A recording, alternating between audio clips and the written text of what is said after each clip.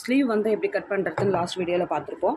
இப்போ வந்து back part எப்படி வந்து நம்ம கட் பண்ணுறதுன்னு சிம்பிள் அண்ட் ஈஸி மெத்தடில் நம்ம பார்த்துலாம். ஓகேவா? ஸோ இப்போ நான் அளவு ப்ளவுஸ் எதுவுமே வைக்கல, ஜஸ்ட் ஒரு மெஷர்மெண்ட் வச்சு நான் எப்படி கட் பண்ணுறேன்றத சொல்கிறேன். இப்போ நான் எடுத்துருக்கிறது வந்து பார்த்திங்கன்னா 36 இன்ச்சு 36 இன்ச்சுக்கு நம்ம எப்படி ப்ளவுஸ் கட் பண்ணுறது தான் பார்க்க போகிறோம். ஃபேப்ரிக்கை ரெண்டாக ஃபோல்ட் பண்ணிக்கோங்க.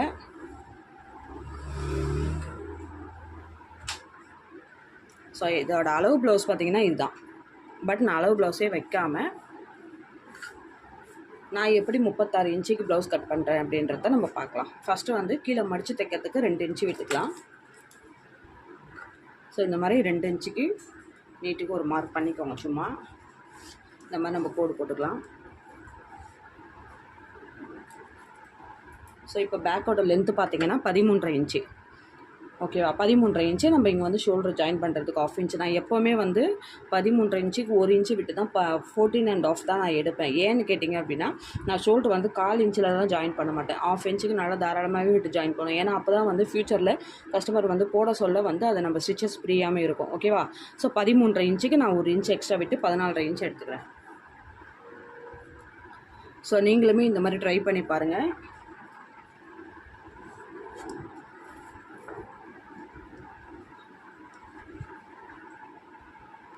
ஸோ இப்போ தெரியுதுங்களா? 14.5 இன்ச்சுக்கு நான் இந்த மாதிரி நான் கோடு போட்டுக்கிட்டேன்.